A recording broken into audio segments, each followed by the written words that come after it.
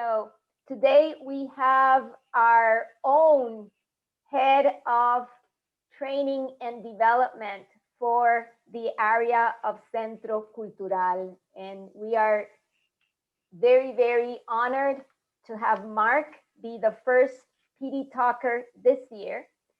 And Mark Cormier has been an active member of the teaching community in Costa Rica for many years. And he has extensive experience working as a teacher, an academic coach, and teacher trainer. Mark is more of a tico than you and I. And even though he can't speak Spanish, his Spanish is perfect. It's much better than mine. His professional interests include materials design, task-based language teaching, reflective practice, and teacher development. He has led workshops and presentations in over 20 professional conferences in Latin America. Mark holds a bachelor's and a master's degree in English teaching, as well as a bachelor's in Latin American studies. Mark works as the head of training, as I mentioned, at the CCCN.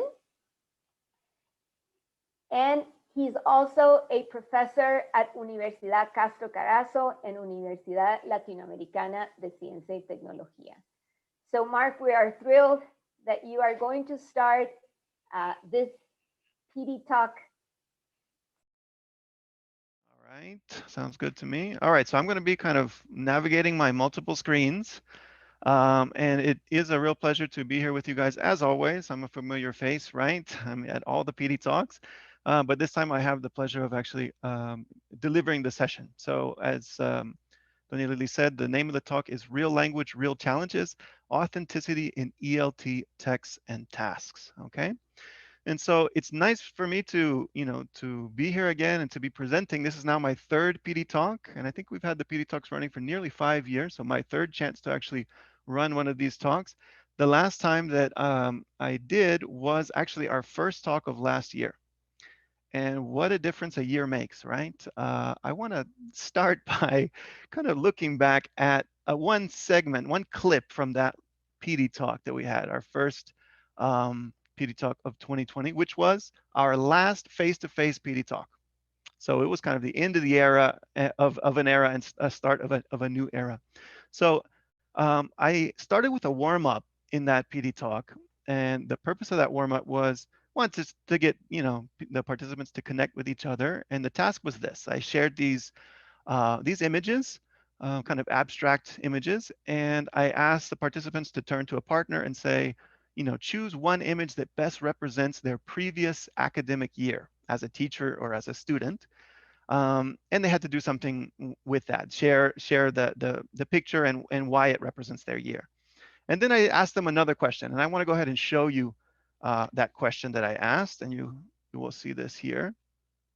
Let me play it. I hope the volume is okay. Let me give an example. Here are these images.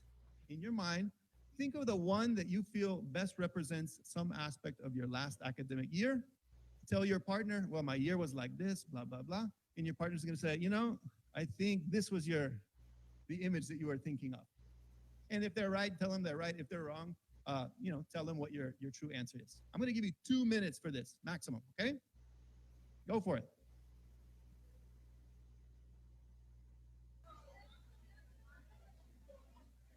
All right. I want to give you a next set of instructions. You're going to keep your conversation going, but let's do this. We'll figure this out here in a moment. So I want you to think of another image. You're going to see the same pictures, but think of another image, but one that represents your hopes or goals for this current year that you're teaching or this year that you're about to begin, okay?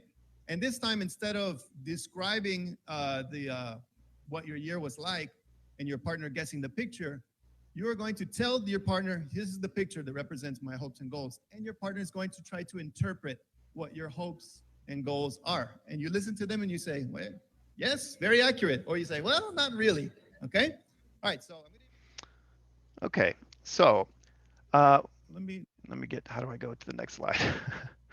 So it was interesting for me to watch that the other day and think, wow, making predictions, making hopes and goals for the year 2020, right before we started our academic year, right?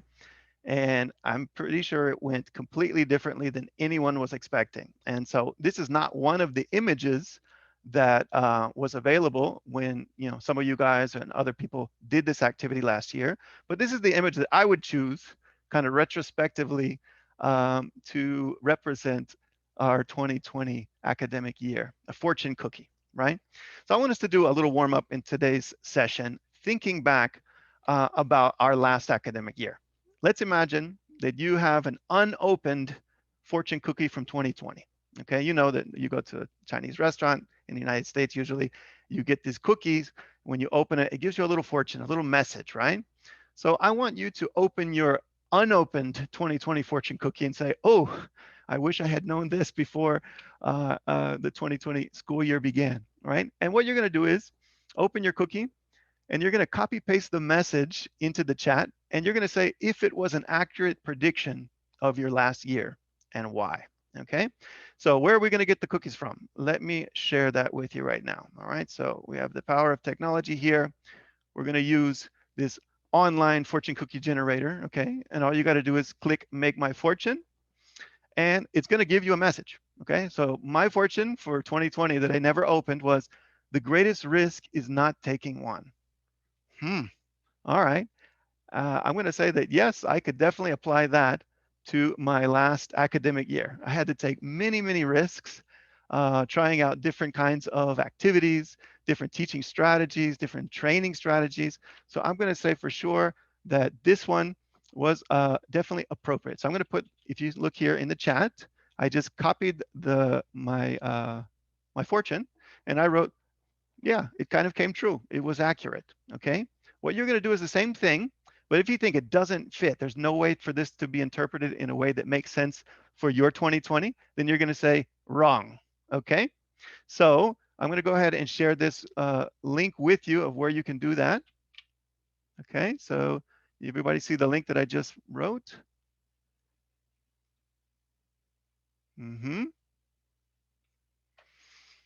And I'm going to ask one or two people to please just kind of share their interpretations of their fortune and say if it was something that fits or does not fit. So let me stop sharing, and I'll give everybody a moment or two to kind of find their fortune.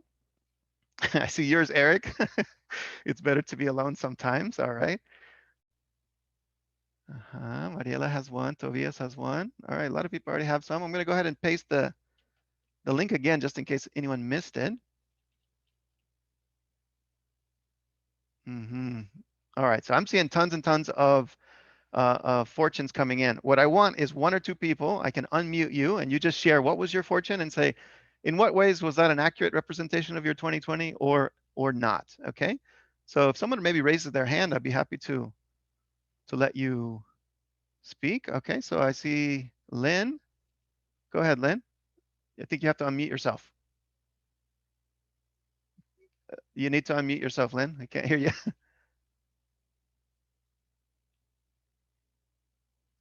Still muted.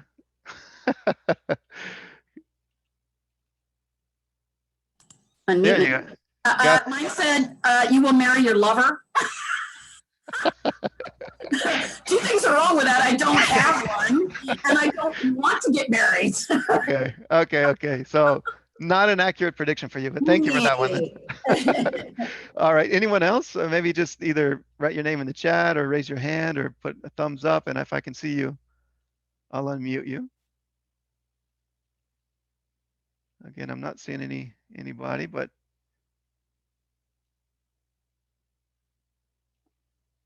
I'm trying to navigate my screen. So if there's anybody, I would love it if anyone could just quickly tell us what they think about their fortune.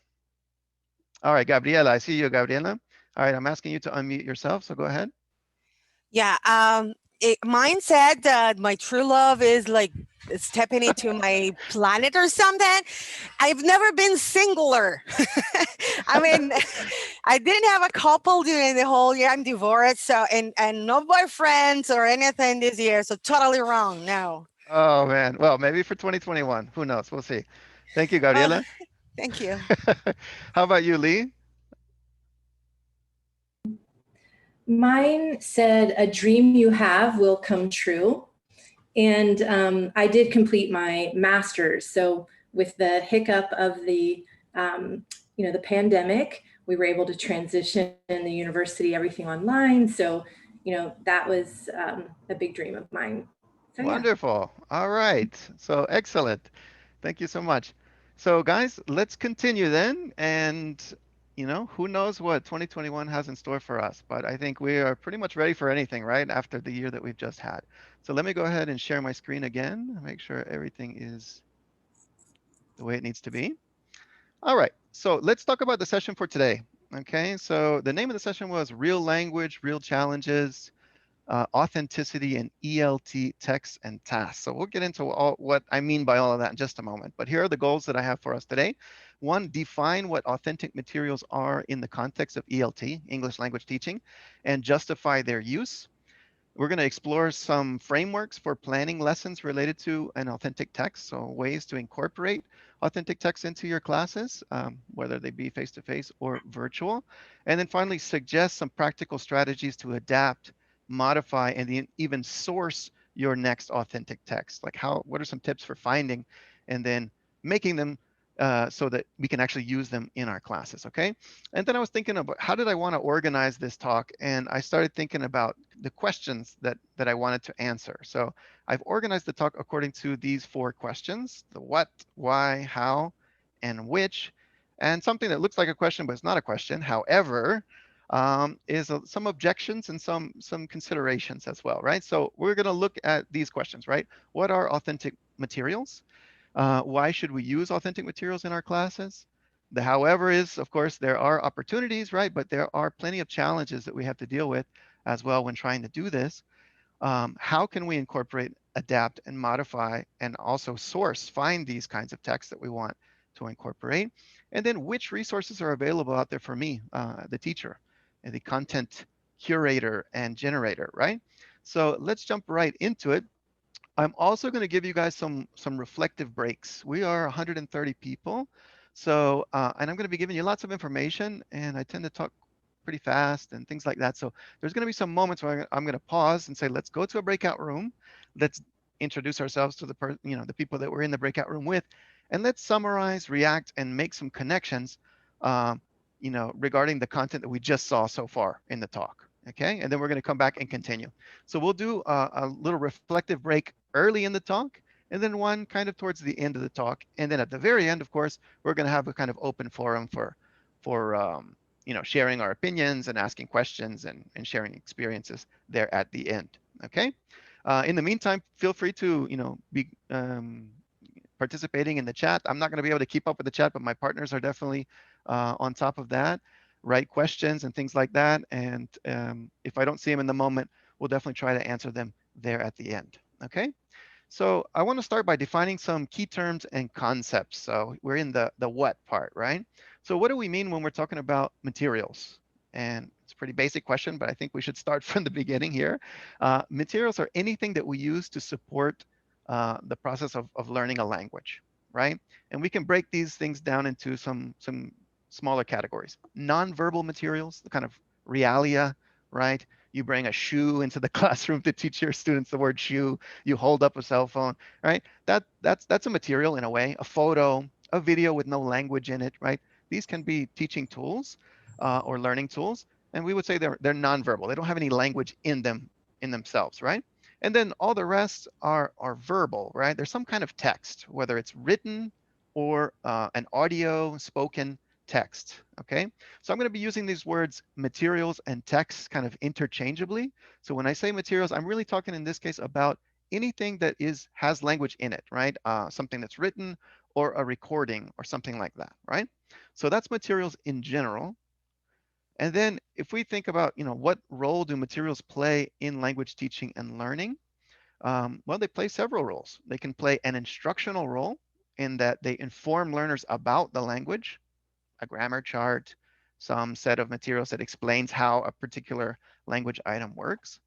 They can serve an experiential function where they provide exposure to language in use. Students can experience the language, right, and see how it's actually used in real life. It can serve an elicitative function, and that it stimulates students to react and produce something. So I show them a picture, and not because the picture is super important, but that picture is going to get them to talk, right? It's going to stimulate some response on their part.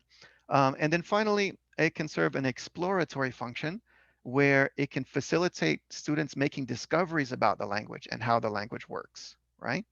And so we'll kind of come back to these 4 functions in a moment, but let's move on to this idea of authenticity. All right, that's the title of the PD talk, right? Authenticity in ELT texts and tasks.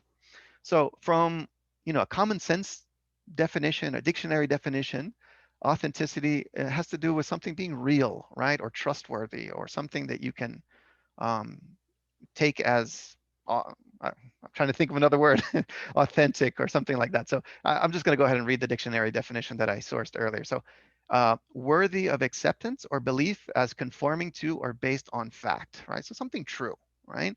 Not false or imitation, something real, something actual, right? And then if we flip that around, real worldly, yeah, exactly. And then so antonyms, right? The opposites would be something like something counterfeit, something fake, false, phony, pseudo, bogus, right? That's in just general context, right? But what do we mean by authenticity in an academic context, in the language teaching context, right? So how can a piece of text that helps my students explore language, or helps instruct my students language, or inspires them to say something, how can that be fake? How can that be phony, right? Or counterfeit? Unless you pirated, the PDF of a book online or something like that, right? So that's not what we mean when we're talking about authenticity in language teaching materials, right? Authenticity in the context of ELT materials has a very specific definition, and here it is. Authentic materials are those which have been produced for purposes other than to teach English, right? So I saw that Lee put in the chat real world, right? So something that was produced for an audience in the real world outside of an English classroom, right? So anything that you encounter on TV, on the internet, when you're walking down the street, anything that's written or spoken, this is something authentic for an audience that is not an audience of language learners, right? Another definition that I found was communication by and for native speakers, writers, or readers in that language.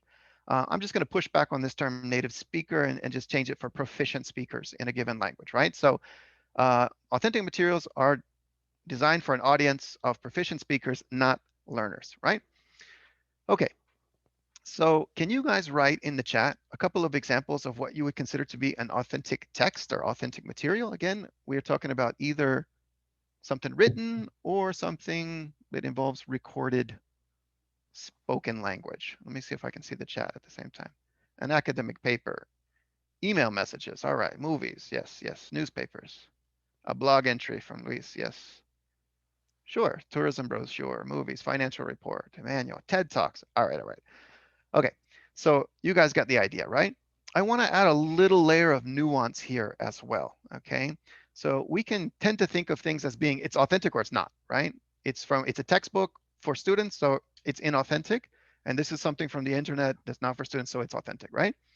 Sure, but I think we can also see that there's layers here. There's degrees of authenticity as well. And that's one thing that I want you to take away from this talk, right?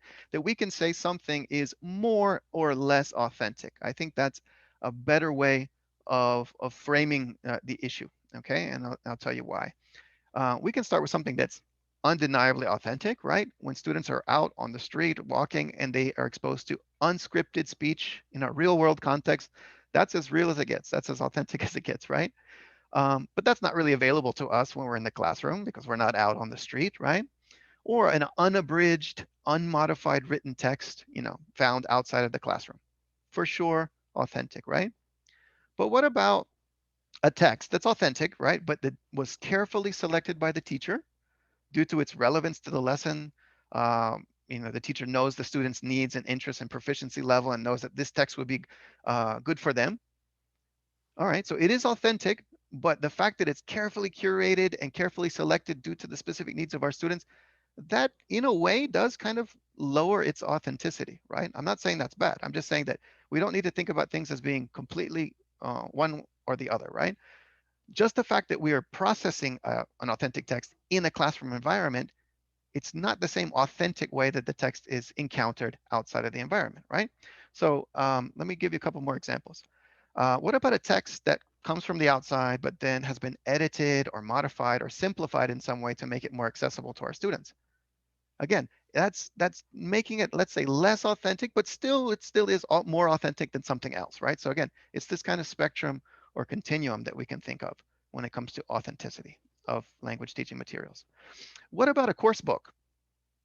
We kind of tend to think, well, a course book is for learners, right? So a course book definitely would be kind of all the way on the end of less authentic or least authentic, right? But many of the course books these days, they have a video component, they have an audio component, and many times they actually source audios from authentic sources. Maybe there's a TED Talk in your book, and it's been edited down and kind of cut and clipped, or there's an interview or something like that, right? So again, that in itself doesn't make it completely inauthentic just because it's in a course book, right? We have to kind of consider many different things. And then Lynn just gave an example. What about the readers, the graded readers that you might find in an English school like library that are graded according to proficiency level? So, you know, a Charles Dickens novel, the original novel for sure is an authentic text, but then the graded reader, you know, 40-page version of Oliver Twist, is that inauthentic? Definitely less authentic than the original, right? But I wouldn't say it's completely inauthentic because it's still kind of connecting them to some original source document from outside, right? All right. So finally, we can think about this too. In the class, we're bringing in these materials, but then we're also doing things with them, right? And we're the teacher, a skilled teacher, is going to set up a learning experience, you know, with tasks and procedures that help support students' understanding of the text, right? So again, this idea of it being completely authentic or inauthentic is not really a useful way of looking at things, okay? The other thing that we need to think about, which is related to what I just said, is that authentic texts serve a function outside of class, right? Readers and consumers of these texts, they do something with them, right? And so we can also think of the idea of task authenticity as well in our classrooms. Like, what are we having our students do with this text that we brought into the classroom? And is that task, what they're actually doing, does that represent or reflect how that text is used in an authentic context? Okay. All right. So that's the concept here. Conclusion, it's not a black and white definition. It's more helpful to think of degrees of authenticity when it comes to texts and the way that we use them in the learning process. All right, prepare your eyes. Change of color here. Now, I'm going to have you do this reflective break really early in the talk because I want you to have a chance to kind of set some, kind of think about some things that we're going to actually be discussing a little bit later. So I want you to work in small groups and I want you to discuss these questions here. First of all, introduce yourself, say where you're from, you know, where you teach and all that stuff. And then I want you guys to just quickly summarize a sentence or two. What are authentic materials? At least the concept that I presented to you. Is there anything that you would change or add to this kind of definition or explanation that I just gave you? What are some examples of authentic materials that you have personally used in face-to-face classes? What about in the virtual context? What are some challenges that you have faced, you know, trying to actually include those materials in your lessons? And then what strategies have you used or perhaps could you use in order to address these challenges? Okay, so where are you going to find these questions before I send you to the break? So give me just a moment here. I have a blog post that I created for this session. I'm going to share the link here in the chat. And so my chat disappeared. Go ahead and click on that link. Okay, when you get there, you're going to see there's a lot of information here. This is for you to have, you know, a record of what we talked about, and you can come and look at this after the talk. What I want you to do is kind of scroll down past the fortune cookie and get to the part where it says reflective break number 1. All right, so you have access to the questions when you are in the, oh, I guess I shared it with everyone in the waiting room, or did I share it with everyone in the meeting? Do people have the link? Now you should have the link. Yeah, you got it? Great. Okay. All right. So again, scroll down to where you see reflective break number 1. And if it's a little bit difficult for you to see, you can just click on it and it makes it bigger. Okay. All right, so let's go to our breakout rooms here. I'm going to try to put you guys in maybe groups of, 4 or 5, something like that. All right, so we have 25 breakout rooms here. All right, so I'm going to give you about 10 minutes to discuss. I might call you back a few minutes early if I'm seeing that everyone's pretty much done, okay? So please take advantage of this time and be mindful of your microphones and everything like that. So I'll see you guys in just a few minutes.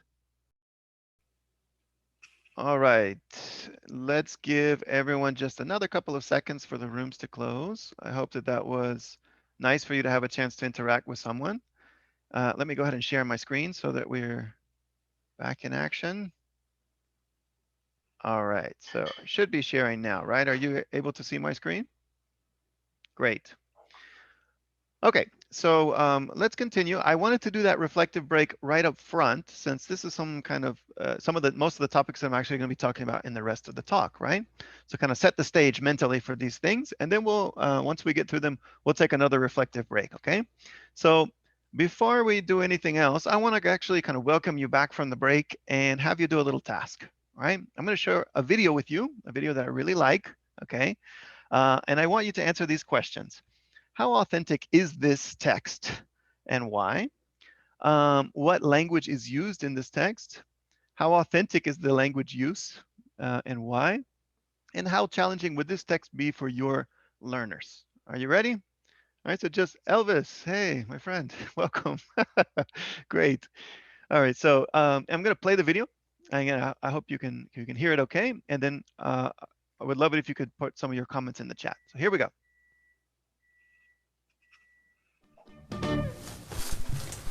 What are you doing? I'm paying bills.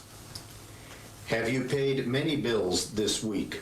Yes, I've paid a lot of bills this week. I paid the telephone bill on Monday, and I'm paying the electric and gas bills today.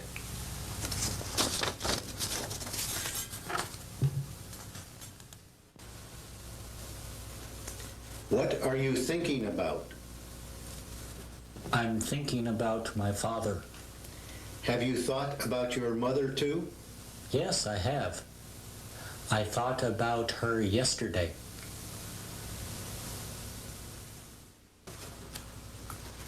Are you writing a letter? Yes, I am.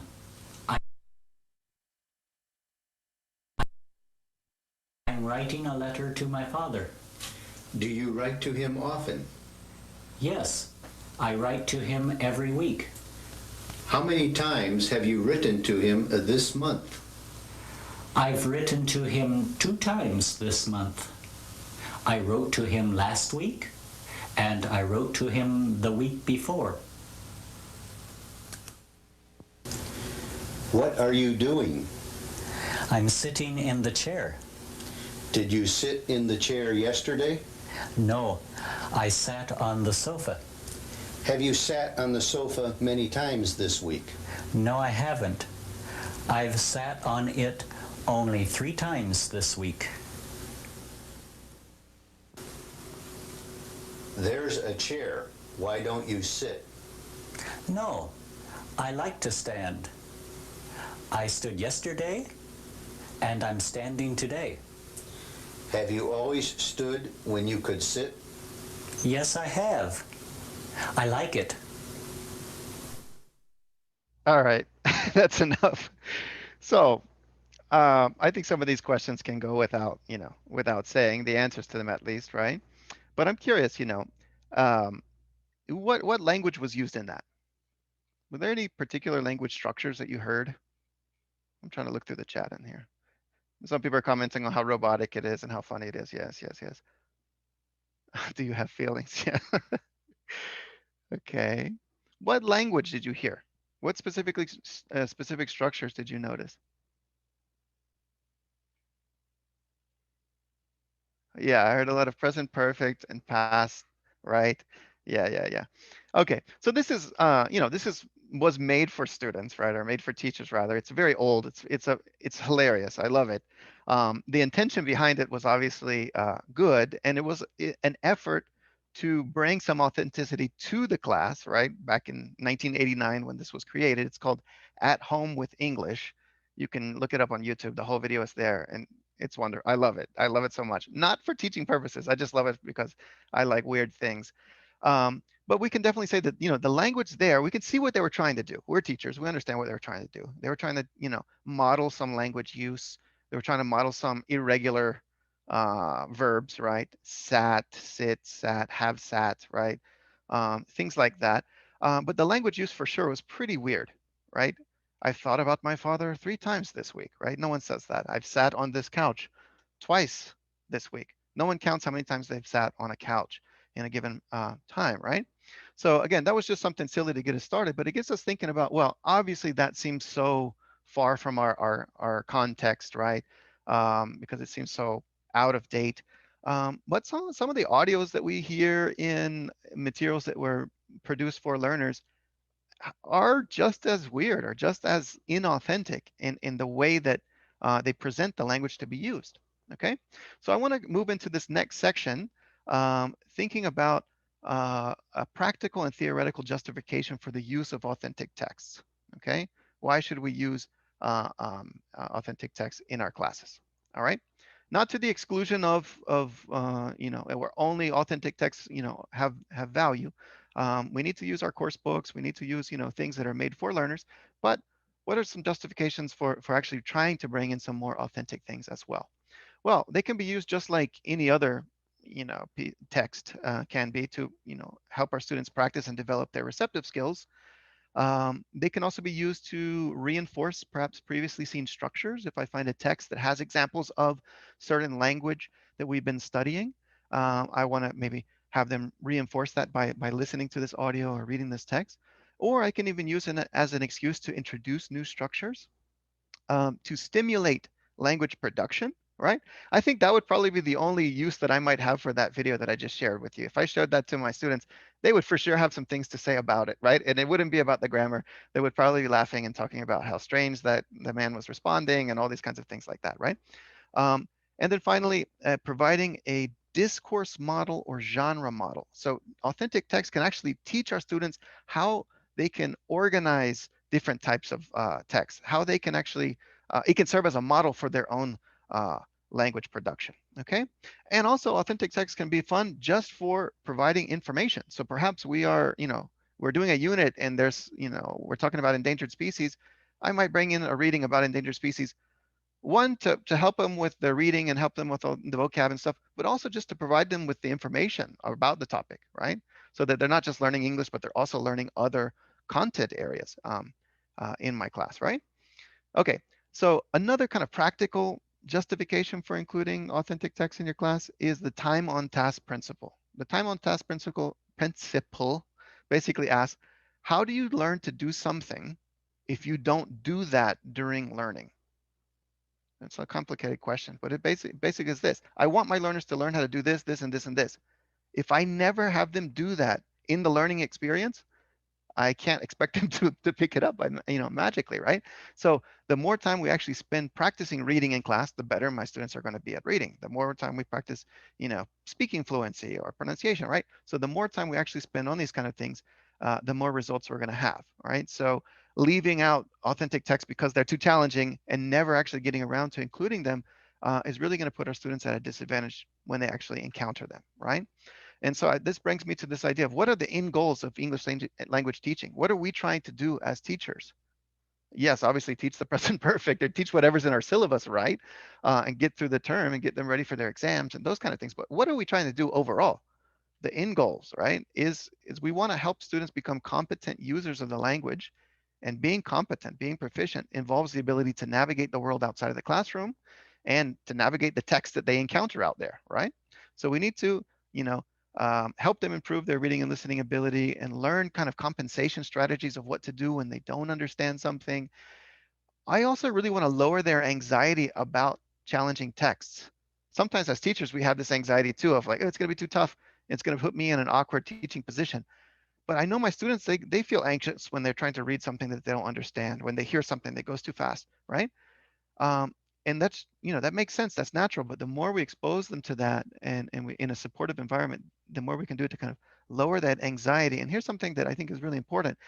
Raise their tolerance for ambiguity. When you're learning a language, and successful language learners are really good at this naturally, that they're tolerant of ambiguities, right? I'm reading a text. I don't know all the words in the text. I don't freak out. I try to make the connections that I can.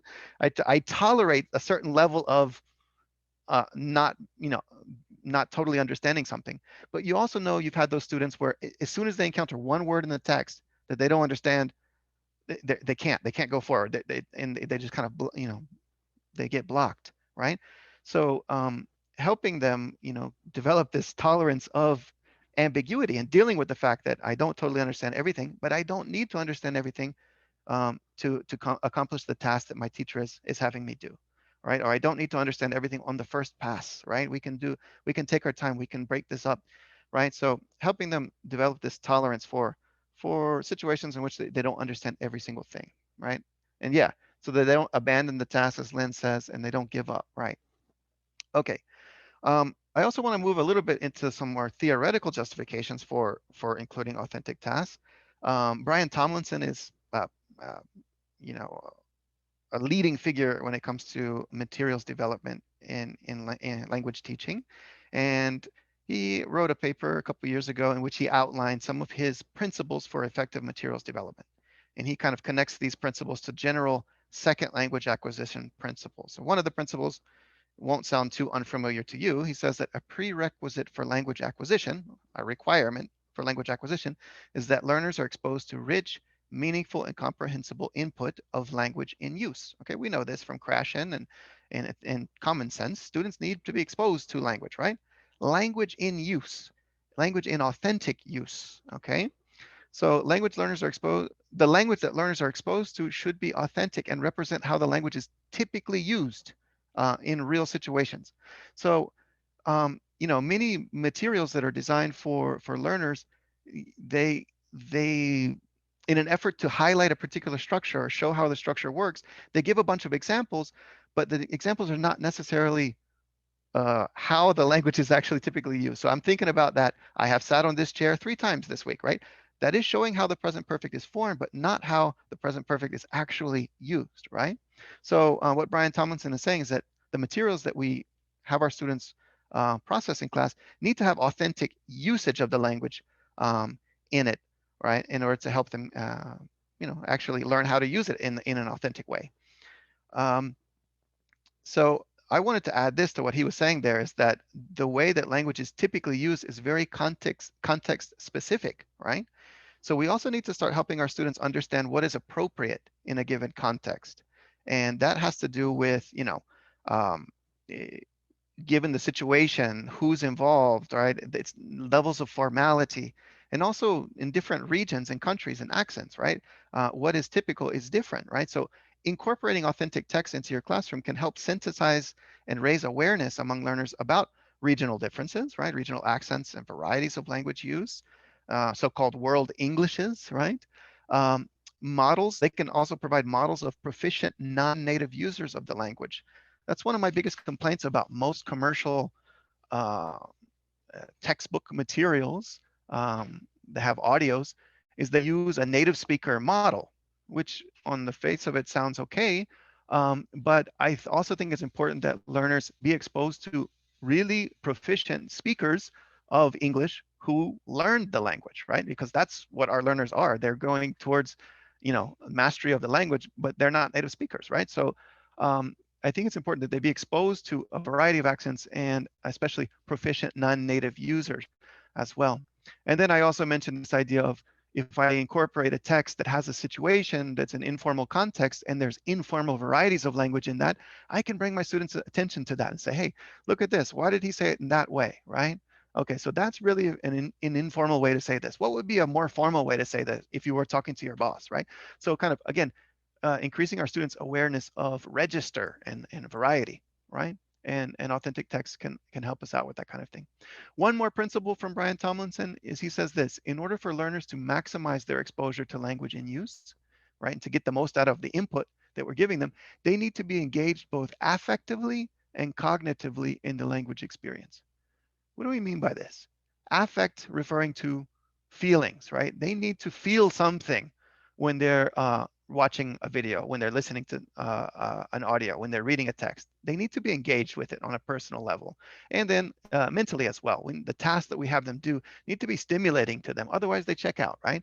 So he says this, and I think it's a really interesting quote: feeling enjoyment, pleasure, and happiness, feeling empathy, being amused, being excited, being stimulated, these are most likely to influence acquisition positively, right? These are positive emotions that are great for language acquisition, right? But he goes on to say this: but feeling annoyance, anger, fear, opposition, and sadness is more useful than feeling nothing at all.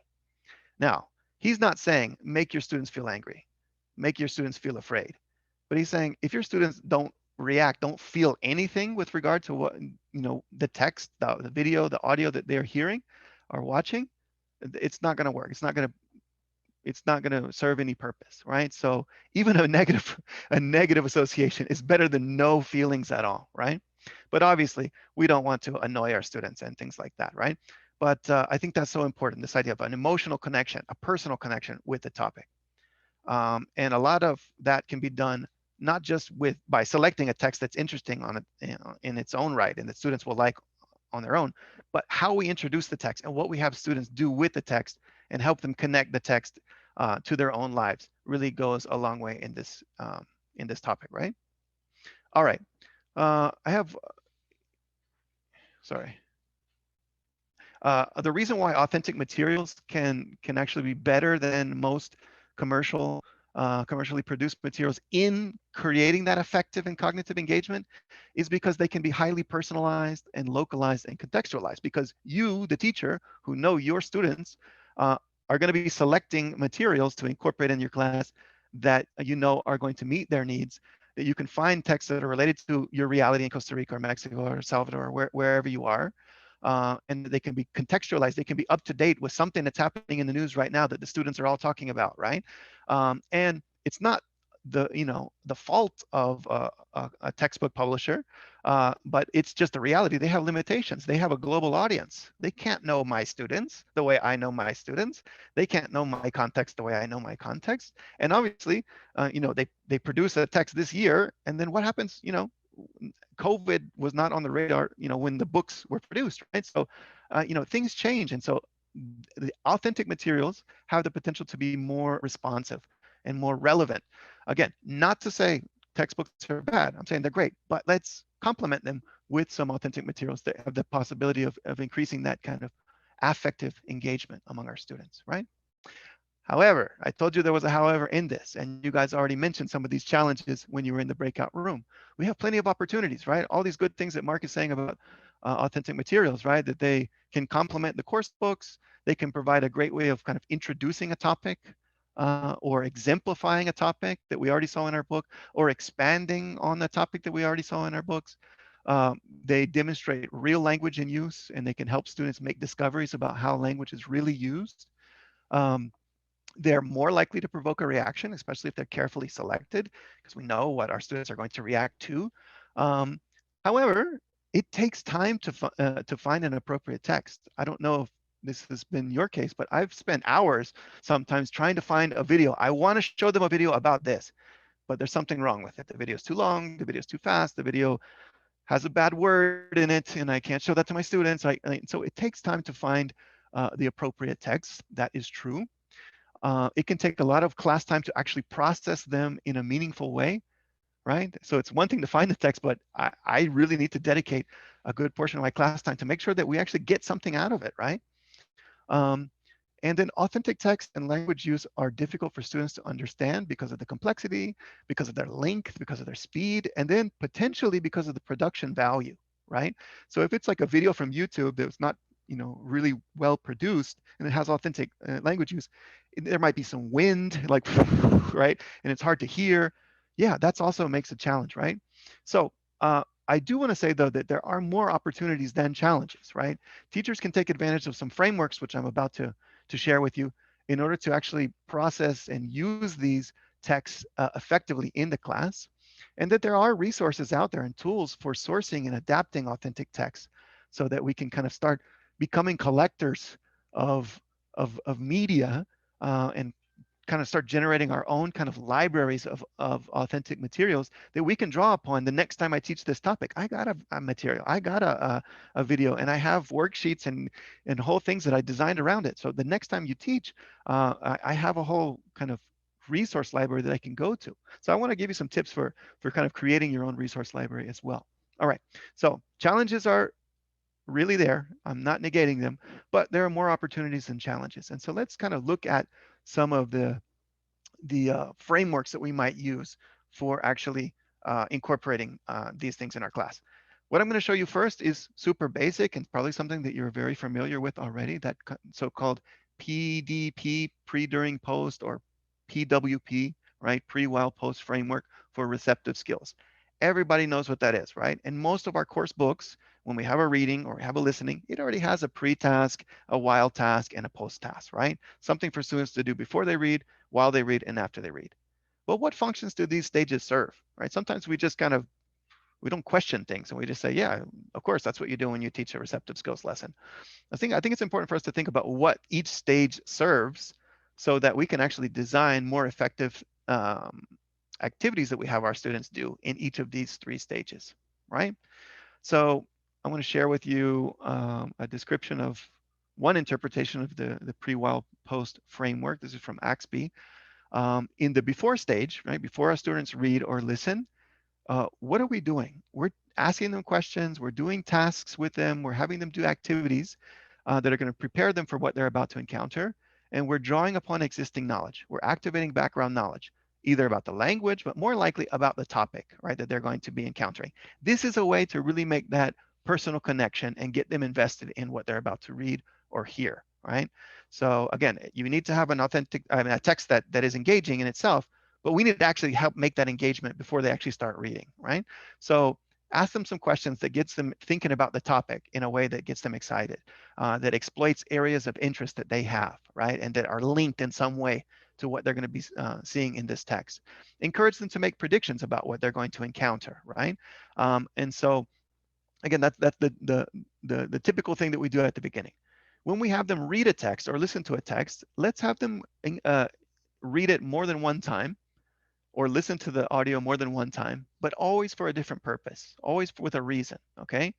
Axby in this model suggests the first reading or the first listening should serve the function of confirming or rejecting the predictions that they already made in the pre-stage. So what do you think is going to happen? What do you think are some important things to consider about this topic? Blah, blah, blah. Read the text. How many of your predictions were true, right? So it's giving them a purpose to read. And also the first reading is to give them a global understanding, all right, of the meaning and the shape of the text. Kind of what's in the first part, what happens in the middle, what happens at the end. Kind of, they don't have to understand everything, but have a global meaning. What is this about? Kind of what happens at the beginning, the middle, at the end of the video in general, right? Have them read it or listen to it again, but give them another set of questions or tasks to do to gain further understanding, right? And here's, some kind of higher level things like what is the speaker's purpose or the writer's purpose? And then even some language related things, right? Start focusing in on some specific vocabulary that you want students to get out of this, or even, underline some grammatical structures now after they've read it first for meaning. Now let's look at it for some language purposes, right? But first, always for meaning and personal connection. And then after they read or listen, don't just go on to the next activity, build on that. In my opinion, again, reading and listening, we incorporate them in our class to develop our students' reading and listening skills. But also for me, the reading and listening is a trampoline for a speaking activity. It's something that's going to help them get ready to do something else, right? And so what do they do after the reading or listening? That's connected to it, right? And giving a personal response, evaluating it, saying if they liked it or didn't like it or why, right? And then also helping them, become more aware of perhaps some of the difficulties that they faced when they were reading this, right? So they become kind of more metacognitively aware. So I want to do a little PWP lesson sequence with you guys, okay? Just as an example of showing the pre-while post, okay? So I would love it if to help me. So anyone who would like to volunteer, all you have to do is read. You're going to read a dialogue, okay? So anyone, you can just write your name in the chat if you want to be the person to read the dialogue. So while I'm waiting for some volunteers, I'm going to just set it up, okay? Let's imagine that, you know, I'm teaching a class and I'm asking you these questions, right? When you were a child or a teenager, did your parents ever embarrass you? Did you ever make an awkward situation by accident, usually, right? Where you felt embarrassed because of something? Can you think of a moment when you caused an embarrassing or awkward situation for your parents? I can definitely think of a few, right? So I would ask you to discuss that with your partners as a way of kind of getting you thinking about the topic of what we're gonna encounter, right?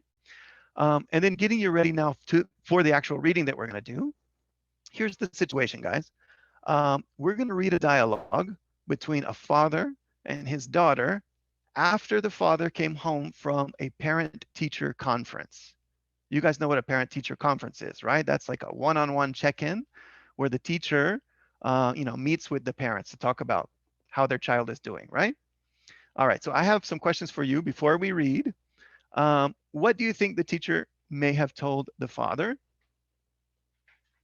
All right, and now I'm just gonna move us on just because of time, right? I'm gonna have you guys help me out reading this dialogue, right? But for everyone else who's just listening, I want you to be ready to answer these questions. What happened? What did the teacher say? How does the father feel? How old do you think the daughter is? And what might happen next? Okay? So these are the questions that I want you guys to think about. And of course, just due to the limitations of Zoom here, I'm gonna have to hide those questions for a moment as I share the dialogue with you. All right, so who are my volunteers? I saw Lee raise her hand, right? Lee, you're okay being a volunteer to read? Thank you. And do I have another volunteer? Maria Jose Alpizar. Let me find you, Maria Jose. All right, so Lee, I think you can unmute yourself, right? Yeah. Great. All right, so Maria Jose, you can also unmute yourself, right? Can you just say hello to make sure the audio is working? Hello. Great. All right. All right. So we need someone to be the father and someone to be the daughter. Any preference? Yeah, I don't know. I could be the father. Fine. You could be the father. Okay. So Maria Jose, I'll be the daughter. you'll be the daughter. All right. So let me share the text with you. Okay. Can you see that? Okay. Yes. All right. So I'm going to Yes. try to make it slightly bigger. There we go. All right. So go ahead. What did you tell your teachers today? Weed is not good for you And why did you say that? because weed is stuff that's like grass, but it's not, it's weed. And did you tell them that we have a lot of weed in our house? Yeah. Oh, yeah. Uh-huh. Do you want to explain that a little bit? Yeah. Because when I got to your school, the teacher said, I heard you have a lot of weed at your house. Uh-huh. Okay, do you want to explain that? Nope. Are we growing weed at our house? Yeah. A lot of it? Yeah. Okay. Just a little bit, but it's gonna grow a lot. It's gonna grow a lot, and then what do we do with the weed? We're gonna get it out and then throw it to another place. Okay, do you wanna maybe show people what you're talking about? Yes? Yeah. that you happen to be telling your teachers at school about? Let's see it. You want to show us your weed? Is it a secret? Okay, this is weed. This is stuff. That's the weed you're telling all your teachers about? That's weed. That's weed. That's weed. That's weed. That's weed. That's weed. What do you think we should do about it? All right, guys. So thank you so much for that. You didn't know what you were getting into when you volunteered. All right. No. Well, so I have never used this with my my students. I've used it with with my university students, and you'll see the video that corresponds to this dialogue in just a moment. So let me just get a couple of people to say what happened. What did the teacher say, and how does the father probably feel? What do you think, guys? And since I already have Lee and Maria Jose with the ability to unmute themselves, perhaps you could just comment. What do you think is going on here?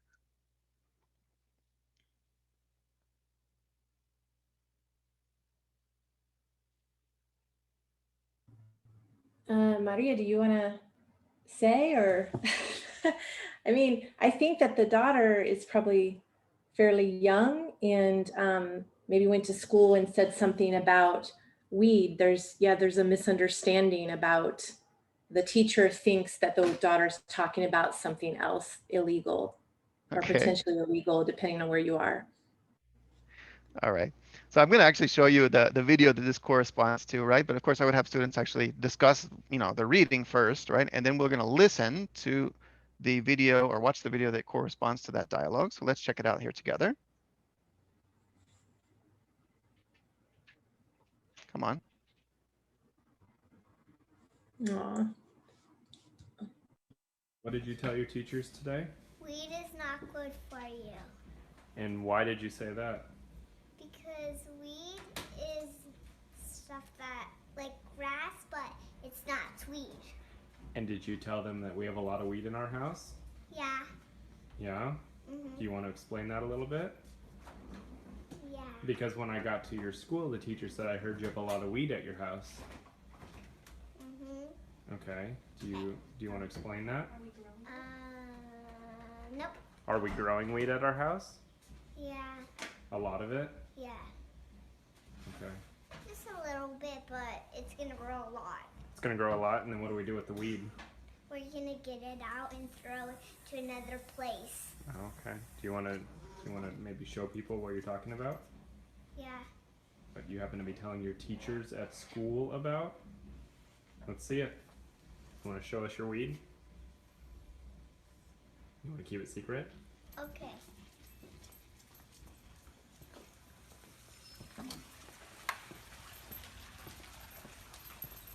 This is weed. This stuff. That's the weed you're telling all your teachers about? And that's weed. That's weed. That's weed. That's weed. That's weed. That's weed. That's weed. What do you think we should do? Okay. So that's the video, right? And then, of course, after having watched the video, of course, I can have my students go back to that original topic, right? Can you think of any embarrassing situations that you caused when you were a child? Or can you think of a situation perhaps where your own children, if you have them, or younger siblings ever embarrassed you? And what happened, right? So the purpose of me showing you this, is not to say that you need to use this video or something that refers to, weed, even though she was obviously talking about not drugs, right? But, things that we don't want in our garden, right? I'm not saying that that's appropriate for your students because I don't know them, right? But what I mean to say is I just wanted to demonstrate how this pre, while, and post framework can be used to integrate something where we do something to get our students connected and invested in the topic before we even have them read or listen or watch or any of that stuff. Exploiting areas of interest, encouraging them to make predictions, and then either reading or listening once to actually confirm those predictions and understand in general, this text was very simple and you guys are obviously teachers, right? But if it were a more complex text, that they would kind of have a general understanding of how the text is organized, even if they don't understand everything. We can have them read again or listen again. In this case, we did a reading and then we did a listening, right? And then have them read it again or listen again to go over some more, fine points and things like that, right? And then afterwards, of course, using this as a springboard for conversation or some kind of development or language production, or, and I'm going to give you some ideas here, digging into the text to really mine it, becoming a text miner to exploit all of the opportunities for language learning that the text contains, okay? I want to share with you a very simple idea, a very simple tool, but I think it's really effective. It's from Ian McGrath. It's his ideas grid, okay, that he proposes for planning purposes. The ideas grid can help us mine the text, right? And extract interesting teaching learning opportunities from it, okay? It's very, very simple. And it looks like this. It's a chart that has two columns, activities and features, okay? When I'm considering an authentic text, whether it's a reading or a video or listening or something like that, that I might want to incorporate into my class, right? When I'm at the planning stage, I'm sitting at my desk, what are some listening activities perhaps that I can do with this text if it's an audio, right? What are some speaking activities that I can have my students do either before, during, or after this text? How might I incorporate reading? Well, if it's a written text, obviously they're going to be reading it, but perhaps it's just an audio. Well, maybe I can have them read afterwards. I can have them read and organize some aspects of the transcript. I don't know, right? What about writing, right? As they're listening, perhaps they can write certain things or they can do a writing in response to it, right? So the activities thing is, okay, what language skill activities could I connect with this topic or this text rather? And then the features thing is what's interesting in here that I could actually use as a teaching moment. So are there any aspects of pronunciation that I might use, from here or point my students' attention to? Is there some grammatical features here that maybe my students have seen and I want them to recognize, or I want to use this as a way of introducing, right? Are there vocabulary items here that are either my students know but might be useful for them to remember for a task that we're going to do later, or new vocab? I can take advantage of this as a vehicle for expanding their vocabulary. Or discourse, basically, how is the text organized, right? What are the features of how it's organized, and how can that help students understand perhaps how to produce similar texts or similar conversational scenarios in the future, and anything else that I can think of in this other category, right? So as I look back at that transcript that I had you guys read, and you were very nice to read that, it's a very simple text, right? But there are some interesting things. If you kind of change the filter on your brain and you put on your kind of mining helmet and think, okay, what's here that might be potentially interesting for my students to kind of learn from this, right? So I'm just going to share you a couple of things that I chose from this text. First of all, I'm going to go with the features, right? I noticed some reduced forms, gonna, right? Not a lot, but it's going to grow. And then what are we going to do? Well, we're going to take it and we're going to throw it somewhere else. Gonna, right? Do you want to explain that? Do you want to tell us? Do you want to show us, right? So this gonna and wanna, this is authentic speech. This is real speech, right? And so I'm not saying that we want to show our students, we want our students to be writing gonna or saying gonna in all scenarios, but we can tell them that, no, this is an informal situation and this is real, right?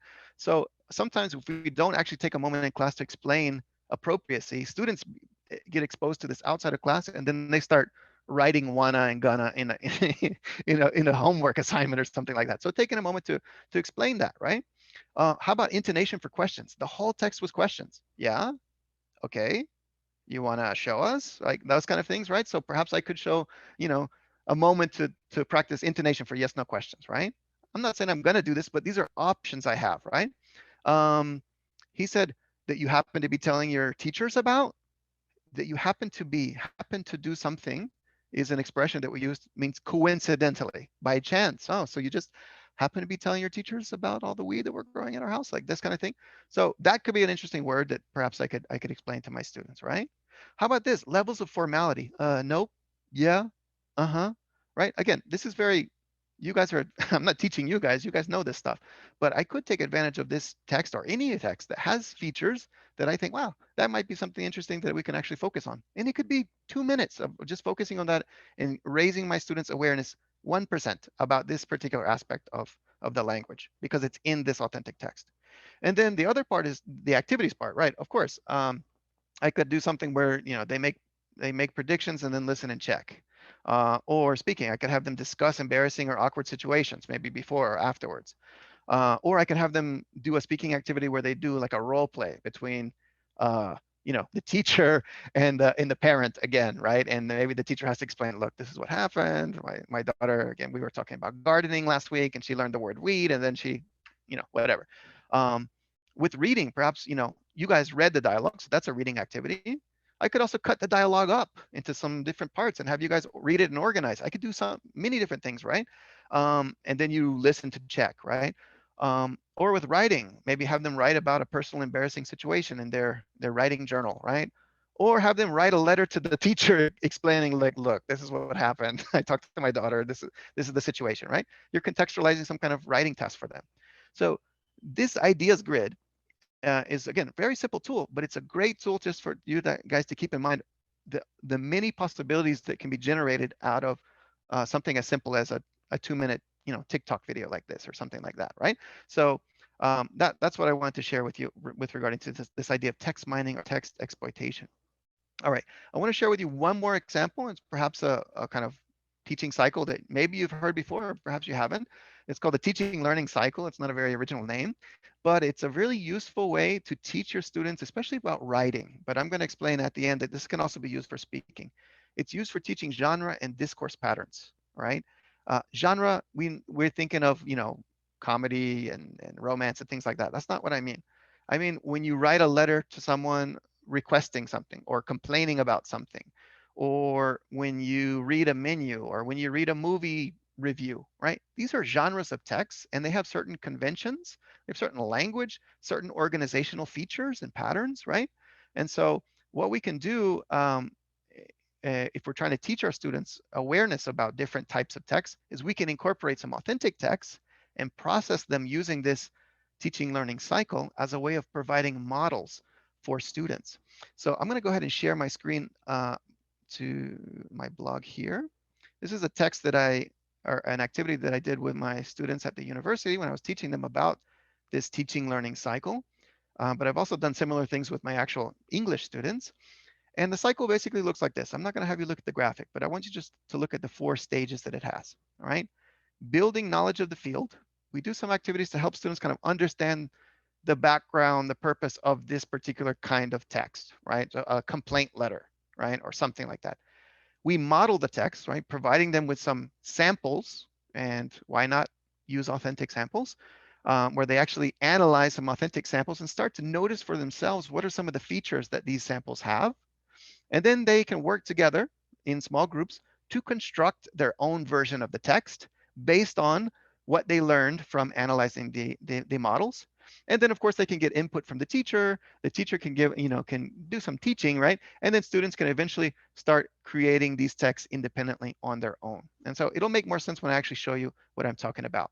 So since my students were like university students studying to be teachers, I know they're very familiar with most genres. So I thought, all right, let me use a genre that, I'm not going to be teaching to my English learners, but one that would be interesting for them to analyze, my students in this class.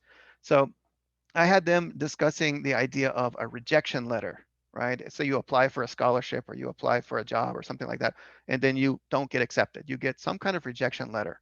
And rejection letters are a genre of text, right? So I asked them to discuss these questions. Have you ever received a rejection letter or email? If so, what did it say? If not, what do you think a letter like this should contain? Who would probably send this kind of letter? When would this letter be sent? What should the tone of the letter be, right? Just getting them to reflect on this. And then I gave them some tasks and some text to actually explore. And so it's not enough to just give them some models, but give them some tasks that are going to help guide them and their understanding. So I gave them this text. We did this online. So I told them this. All right, task 1, read 3 letters. I want you to compare them, okay? Read the 3 letters quickly on the next 2 pages and complete the charts with the required information. When you finish, go to the next task. Sorry, I opened the wrong one.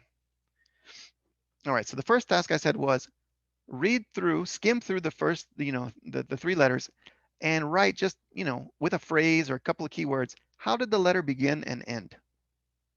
Okay. And then I asked them, what are some ideas that all of the letters expressed? What were some similarities that you noticed between all 3 letters? Right? And then I had them do this task. Imagine you wanted to write the perfect rejection letter. This is a rejection letter, but let's imagine it's a movie review. Let's imagine it's a restaurant review. Let's imagine it's a letter of complaint, a letter of introduction, right? Whatever the genre is, right? Imagine you want to write the perfect, rejection letter. What words and phrases from these models would you like to borrow or steal to use in your model, right? So copy and paste some of those useful phrases here, okay? And so then I told them, all right, based on what you kind of learned from analyzing these, I want you to create a model for writing a good letter from this genre. How would you begin? What would you say next? How would you end this, right? And so again, I had them kind of propose their own way of outlining this particular text after having, compared and analyzed some samples that I gave them, right? And then after that, I gave them some input. I actually, we talked about it, and maybe I modeled and gave them some more kind of direct instruction, right? And then they ended by actually creating their own text again. So here are the letters, right? It's just a very short, very simple, but I had them analyzing them, right? And then at the end, I had them create their own letter in groups, in groups of 3 or 4 using Google Docs. Write your own rejection letter or whatever using this information, and then using the stages that we decided on together about what's the best way to organize our text. Okay, so in the end, it was really fruitful, really successful, and that's another way that you might incorporate another purpose that your authentic materials might serve is serving as models for what students can do. Okay. Let me get back to my presentation here. Okay, so this was designed for genres of written text, but there are genres of spoken interaction as well. I'm thinking, a job interview. There are certain ways that you start and you end and you begin, and when you are making small talk, right, and introducing yourselves and different things like that. When you're giving a presentation and when you're trying to convince people, when you're giving a sales talk, right? So there's different kinds of genres in spoken interaction as well. And we might show our students samples and give them tasks so that they are analyzing these samples and coming to their own conclusions and noticing key features that they actually might want to emulate. And then, of course, we're going to follow up on that and give them actually speaking tasks to do in the class where they're going to actually put into practice these kinds of things. So that was this kind of third kind of topic or framework that I wanted to share with you guys about this. All right. And the final final idea here is this idea of task authenticity. I'm going to read a rather long quote here from Penny in her book, A Course in Language Teaching. She said, ultimately, we want our learners to be able to cope with the same kinds of reading, and I would say listening, that are encountered by native speakers of the target language. As they become more advanced, therefore, it would seem sensible to start basing their reading practice on a wide variety of authentic or near authentic texts, and on tasks that represent the kinds of things that a reader would do with them in real life, rather than, I'm going to add the word just, on conventional comprehension questions. So she gave the example in her book, like having students answer comprehension questions about a poem exclusively, and then never sharing their feelings about the poem or reacting to it, right? That's not an appropriate reaction. That's not an authentic reaction, is answering comprehension questions, right? That's a pedagogical task, right? Or having, students read a letter and then fill in the blanks about, different aspects of the letter. Yes, those kinds of tasks can help students gain greater comprehension, but where possible, it's also nice to have students do tasks that replicate the kind of things that real life, people do outside with these kinds of texts. So I'm going to have you go to your breakout rooms for our final kind of reflective break before we come back for some final tips here. What I want you to do is just briefly comment on any of these ideas that I just shared with you, the pre, while, post framework, the ideas grid, right, for mining text, mining ideas of exploiting text, the teaching learning cycle that I just shared with you. Have you used any of these before or something similar? If so, what was your experience like? If not, would you be willing to try any of these models or frameworks? And then I also want you to look through a list of authentic or near authentic texts. And I'm going to share a link with you.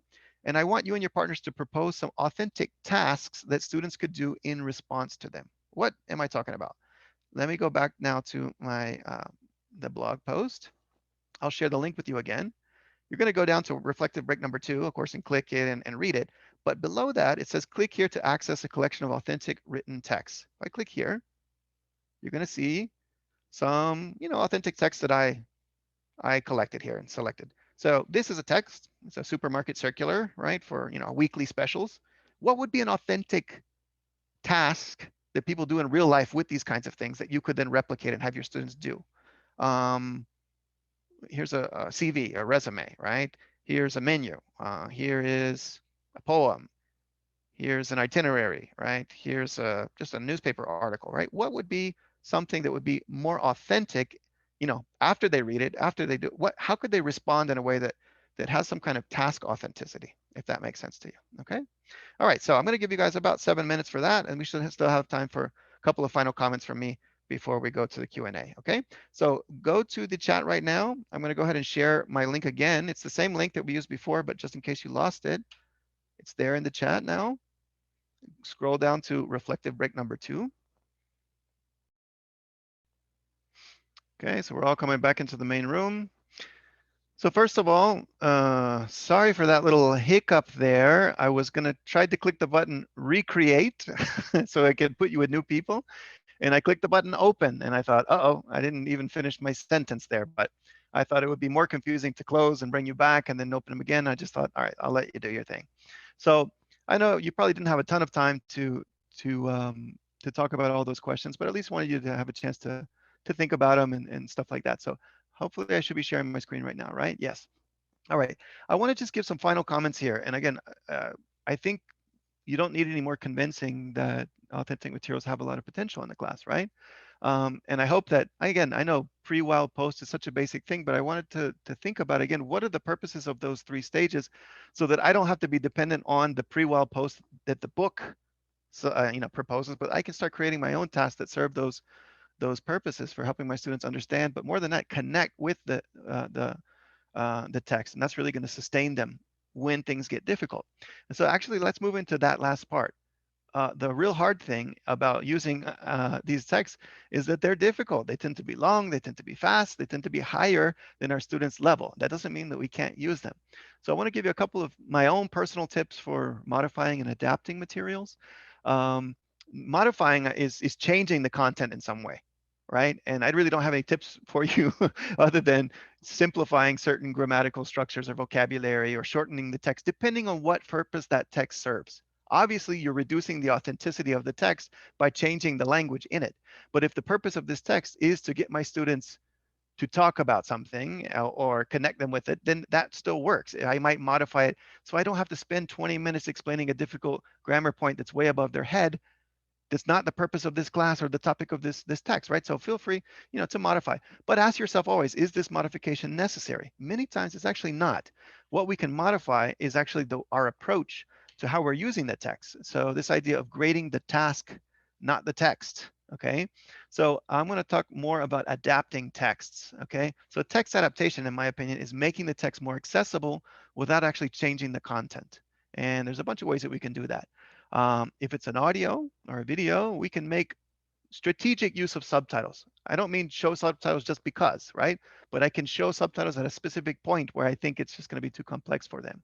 Or I could have them do a listening first and then look at subtitles or a transcript or do something with that, right? Again, it really just depends on what I'm trying to do with the material, right? So at different stages in the pre-while post, I might make reference to specific quotes from the text and share that with them in a written form so that when they get to them in the audio, they'll kind of understand them, because I know that they won't understand them on their own, right? So again, making strategic use of subtitles or transcripts, slowing down the recording. There's nothing wrong with that. It's adapting, okay? It's changing it, right? But it's still an authentic text. I'm just making it more accessible. So you guys know how you can do that on YouTube, and if you don't, we're going to see an example of that in just a moment. Drawing students' attention to a particularly challenging, important, or interesting section. Sometimes students don't know where to focus. So maybe tell them, okay, when you get to paragraph 3, stop, and I want you to pay attention to this, this, this, and this, right? Or after they watch the video the first time, say, we're going to watch it again, but I really want you to pay attention to this section. What does the man say? How does the woman react, right? Again, so drawing their attention to important sections, looping through a section of the recording, especially if it's something where you really want them to understand a pronunciation feature, or if it's a difficult thing that you don't want to give them the answer, but you you want them to try to figure it out on their own. You can use this tool, which I like. It's called, where is it here? Looper. Okay, so I can loop a section of the video, right? Back again and again. Do you want to explain that? Do you want to explain that? Right. So there's an extension you can download for Chrome that allows you. This option is not there normally, but if you download it for Chrome, it gives you this loop menu, and you can select the portion of the video that you want to be looped and how many times you want it to loop. And you can have this set up before you even start the class, and that way you know I don't have to drag and drop and drag and drop and drag and drop. I can loop through something that I know is going to be challenging for them or interesting, or I want them to pay attention to, right? And of course, you guys know that you can slow things down by, changing the playback speed, right? Sorry. Do you want to maybe show people what you're talking about? Right. Okay. So there's that. Then there's this other thing that I wanted to share with you. Another tip is giving students control of the video or audio. Now that I'm online, I really don't do a lot of activities that are listening or reading where I'm the one directing everything. I'm the one playing the audio. I do sometimes, but mostly what I do is I put them in breakout rooms and I give them the link to the audio and I give them the task that I want them to do with that audio or that reading. And I have them doing it in small groups. And putting the control in their hands is one way of adapting the text. They can rewind it and rewind a section and pause and discuss and clarify. And I started doing that actually in my classes when we were face-to-face. And what I would do is I would have them use their phones, get in small groups. I would give them a link or a QR code, or I would share it with them in some way. And I would have them sit in a small group with their task, with their worksheet, and they would be, huddled around someone's cell phone and listening. And I would see them pausing it and clarifying amongst themselves and rewinding it and things like that. And so giving the control to them is one way to do it. So it doesn't all have to be, me making the adaptations for them, because they might not need it, or they really might. Another way that you can adapt, especially written text, but also spoken text, is to provide a gloss. Now that word sounds like glossary, right? It's related to that, where I have a reading that I want them to do, and maybe I put a little asterisk or I underline certain words, and at the bottom, I have those words, I have a definition of those words, right? I can create my own gloss that I know my students are going to need these words. Right? I know that better than the textbook, right? Writers. And in some cases, I might even add some selective translation of certain terms that are not super important, terms that are way over their head, one or two terms in a page-long text, something that's very, that I don't, if I give them the definition, they're still going to be struggling with, and ultimately it's not important. I want them just to read past it, but they're going to get stuck here. I might just put in parentheses, in italics, the Spanish word or the Spanish phrase or something like that, especially if it's an idiomatic expression or something like that, just so they keep moving, right? So selective translation. I'm not saying translate everything. Please don't misunderstand me. Provide an outline of the sections of the talk or the reading ahead of time before they actually start the audio. All right, maybe just title heads, right? There's going to be an introduction. He's going to say reasons for this. He's going to say reasons against. He's going to give his opinion, right? I'm outlining the talk. And then, so now they know as they're listening that they're going to be hearing these different sections, and that kind of orients them, okay? If it's a reading, I might actually type section heads above each paragraph, even if they weren't in the original document, right? So that helps outline the talks of the text, so they understand kind of what's the purpose of each paragraph or whatever, right? If it's an audio, again, I might be having my students listen to the audio, and I might point to the different sections as we're going through them, right? If we're in the classroom, I might be pointing, to my the introduction, pointing to the pros, pointing to the section that says cons, so that my students get this cue. Oh, now he's moving on to this next section, right? Or if I'm online, I might use my pointer in Zoom or whatever, Teams or whatever I'm using, right? And then also just a very simple strategy here is teacher intervention. I know there's a section of the video that they're not going to get. So what I'm going to do is I'm going to give them a task, but I'm going to pause right before that part of the video. I'm going to say, guys, I want you to pay close attention. You might not understand everything, but I want you to try to interpret what you're seeing, what's going on here based on the visual information. Play it, pause it after that difficult section, and then say, so what do you think was going on there? Why do you think that, right? And then maybe clarify. So, well, actually, what he was saying was this. Okay, let's move on. So I wouldn't say do that for the whole text, but if there's one part of the text, I could just intervene and paraphrase and help them, and then let them focus on the parts of the task that I know that they'll be able to actually do on their own. Okay, so these are strategies that I've come up with and I've used for adapting texts. Another one that I love, and you guys, again, it's not anything I invented. If the text is long, if the audio is long, if the video is long, break it up, do a jigsaw. Okay, jigsaw reading is, I got a long text, I'm going to cut this text into 4 sections. I'm going to give, make groups. I'm going to give 1 section to each group, and I'm going to give them tasks to do. You can do that with listenings as well. You can do that with videos as well. I love that. So my strategy with a long listening is to break up the listening into 4 tracks or 3 tracks and give 1 track to each group and have them listen and process it. The important thing in a jigsaw is, at least my way of doing it, I let groups watch the same introduction, or the same initial part that provides context, or read the same paragraph. Everyone's going to read the same first paragraph, and then groups are going to specialize and focus on their particular paragraph or their particular audio or whatever it is, right? You need to give them a task. It's not just read this, answer these questions, highlight these examples, fill out this graphic organizer, something with a tangible outcome. Why? Because the important thing about jigsaws is that after each group reads their own section or listens to their own section or watches their own video, you mix the groups and now they have to share, right? And if they don't have notes, if they don't have something tangible to refer to, it's not going to be as effective, all right? So the group sharing task really works if in the small group section, they've had some kind of task with a tangible, product at the end, right? Something simple. And then one thing that I love doing is also maybe including 1 new keyword or phrase in each of the groups sections, maybe giving them the definition or highlighting a word or phrase that I want them to look up, so that when they go to the group sharing section, when we mix up the groups, they're explaining their part of the text, but they're also teaching their partners a new word instead of me teaching them those words, okay?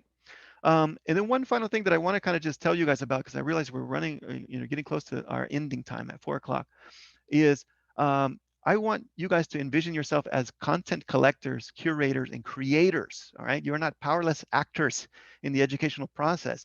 You guys, you probably already do this, but my own thing is I'm always watching YouTube videos just for fun. I have a YouTube playlist, so anytime I see something, I come across something that has a potential for teaching, I save it in my teaching playlist, right? It's private, no one else can see it, but I can always come back to that. If it's something I saw on vacation, and then in March, I'm teaching something, I say, oh, I got a video for that, right? Or I have a Google Doc with tons of links and stuff that I find, right?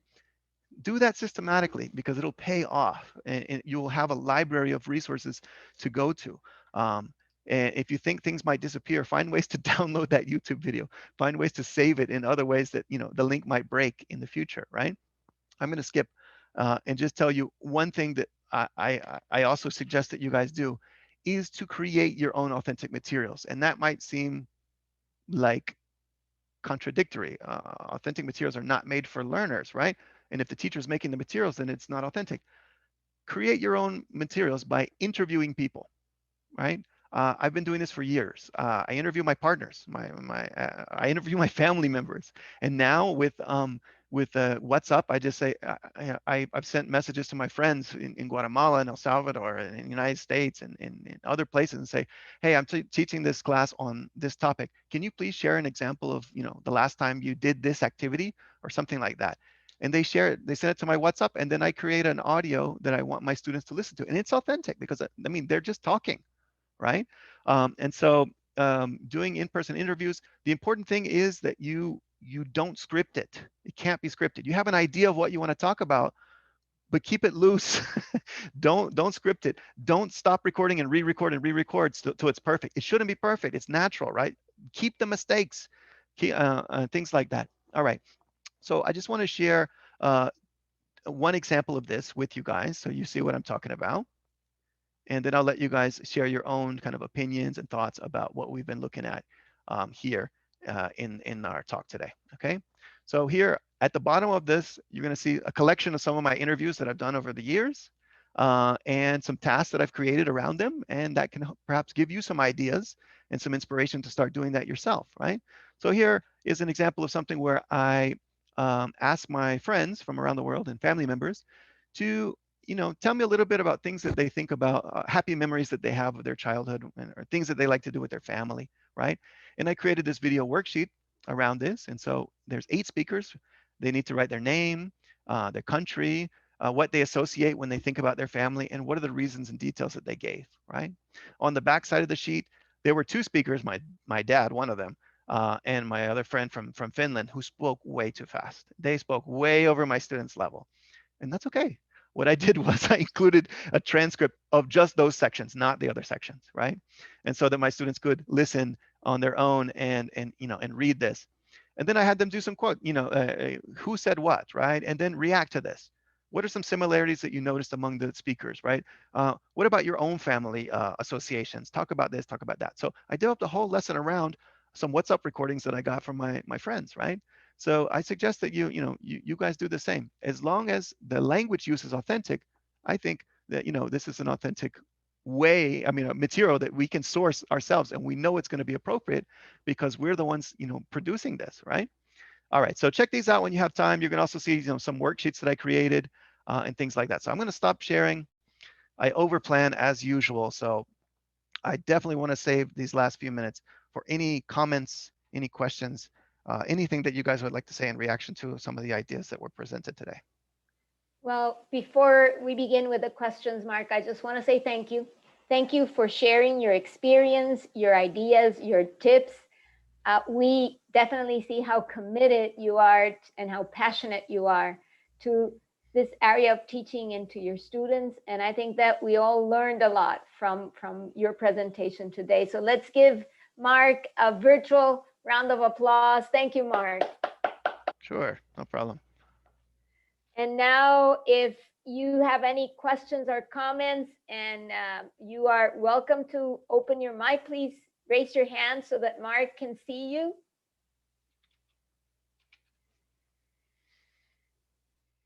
All right, so raise your hand or maybe put your name in the chat or something like that if there's any comments or anything that you would like to say. I'm searching here for any virtual hands up. Thank you guys for the comments. I appreciate that. I guess it was very clear, Mark. I do see a hand. Whose hand is this? So many people, it's hard to see.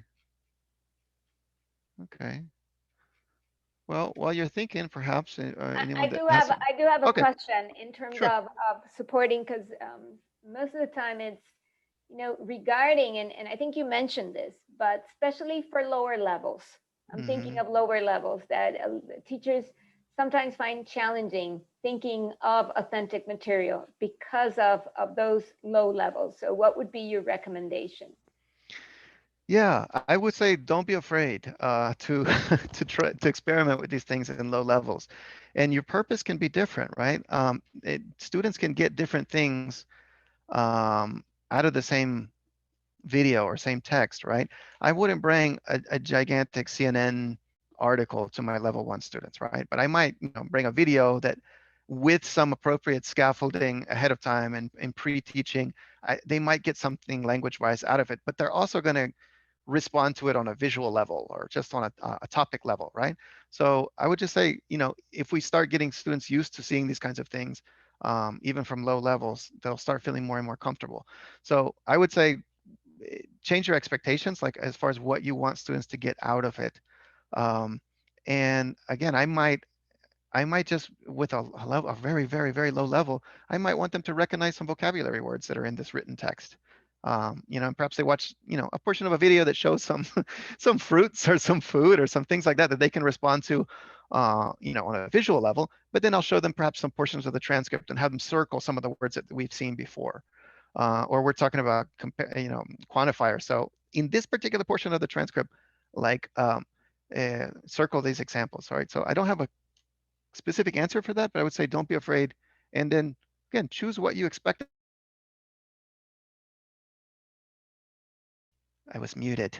I also forgot, I didn't have time to share this with you guys, but I use this tool a lot where you can actually extract the subtitles from a YouTube video, right? There are websites out there where if you just type in the YouTube video link, you can extract the auto-generated subtitles out of that. So you don't have to sit through a 5-minute video transcribing, which is tedious, right? What you then do is you have the auto-generated subtitles and you fix them because they're going to be full of mistakes and you order them, right? But it saves you a ton of time. Okay, there are free websites out there. Just write YouTube subtitle extractor. Some of them are a little sketchy, right? They might have lots of pop-ups and weird stuff like that, but you can find ways of easing your life, right? By extracting the transcripts, and then I can, organize that in the way that I want so that it's something I can actually use in the classroom, Rebecca's asking, what can you do with grown-ups that are not very talkative? I really love your material and ideas. I mean, I guess anybody who's not very talkative, it's hard to get them to talk. And the reason might be that they're nervous and they're shy. The reason might be that they don't have the language level, right? But I would say showing them something and preparing them before they see it and before they interact with it in a way that's going to hopefully engage them. This whole idea of Tomlinson, the students need to be affectively and cognitively engaged in the language experience. And so I think if you bring a topic that students would want to talk about in Spanish, I'm assuming your students are native Spanish speakers, then they're definitely going to want to talk about that in English. If it's a topic that they wouldn't even be interested in saying anything about in their native language, why would they even care to speak on it in English, So I think finding a topic, or sometimes, the topic itself is not amazingly interesting, but you find the angle, you find the way to connect it to their lives or something that I think people want to talk, but they want to talk if they have something to say, and giving them a topic that provokes, that stimulates, that elicits a reaction from them is one way to do it. And there's no magic bullet. You know your students more than I do, right? But yeah, I think it's the text itself, the video or the text, but also the way that you approach it, the way that you kind of introduce it, I don't know. Again, I don't have a specific answer for you on that. All right. Thank Well, guys, you, Mark.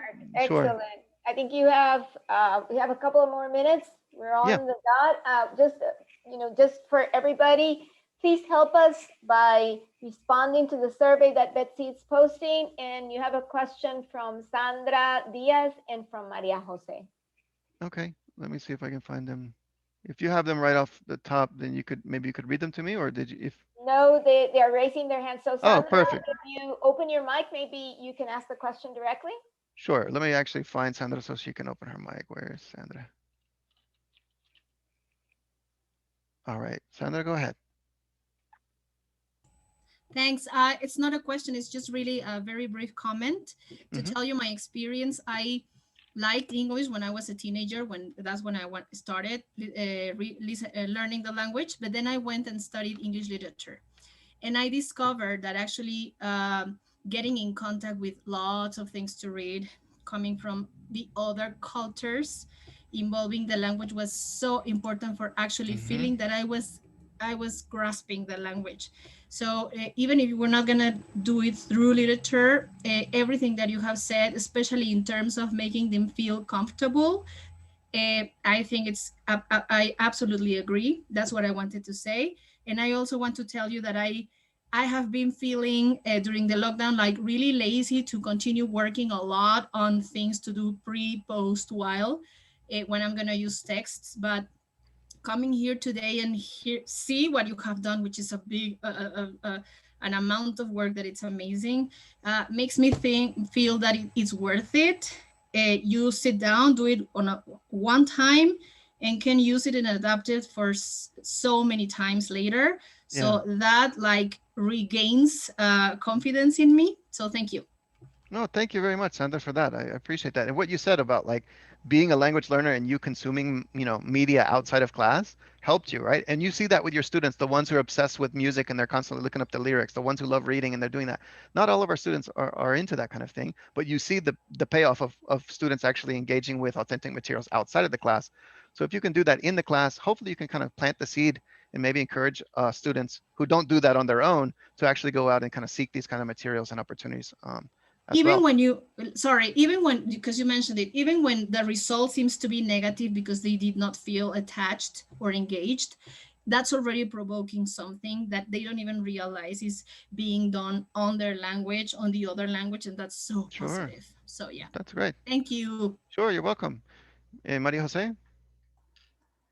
Thank you so much. My question is if there is any place that I can find this PowerPoint presentation on this web page. Well, thank you for asking. You did the commercial that it's a great transition.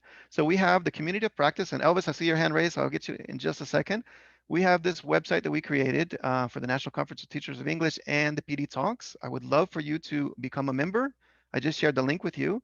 And so if you come here, you can actually get access to all the past recordings. So we're going to post this recording probably on Monday. And of course, my internet's being real slow, but you can see the video recordings for all of our past sessions and also from all of our National Conference for Teachers of English sessions that we had last year and that we're going to be having again this year in May. The other thing that you can do here is when you get to this website, you can see that there's a forum for each of the speeches, I couldn't say that word, each of the talks, that's the word, that we have. So here's a forum that I created for this particular talk. Here are some reflection questions based on the content that we saw. So if you have something to say and you're a member of the community of practice, please add a comment here to the forum. I think this is a great way for us to stay in touch between these events that we have monthly, okay?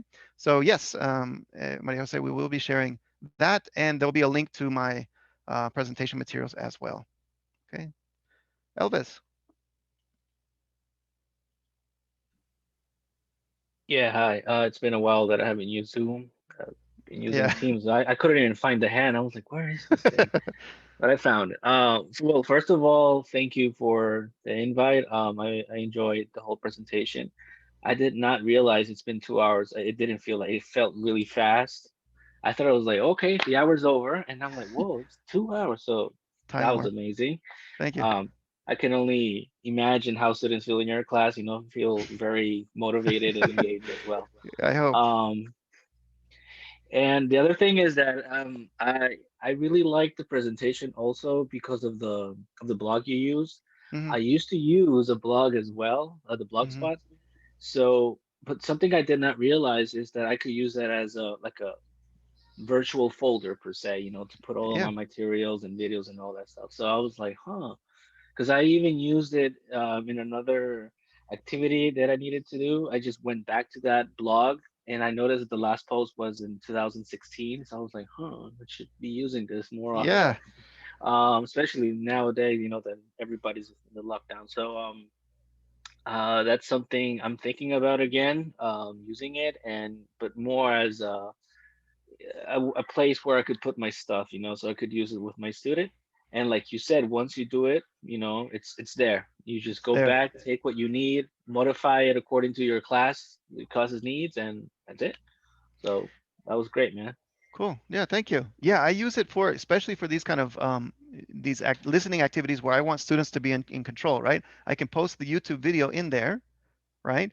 I can post a link to the virtual web worksheet that they're going to be using in Google Docs, one for each group 1, group 2, group 3, right? And so it's just an easy way to share that with them. And then so they're in control of the video. They got the Google Docs so they can fill out the worksheet. They have the discussion questions all there. And like you said, once it's done, and it's a resource that I have that I can refer back to just with minor modifications. So it's time investment, but it's time well served, I think.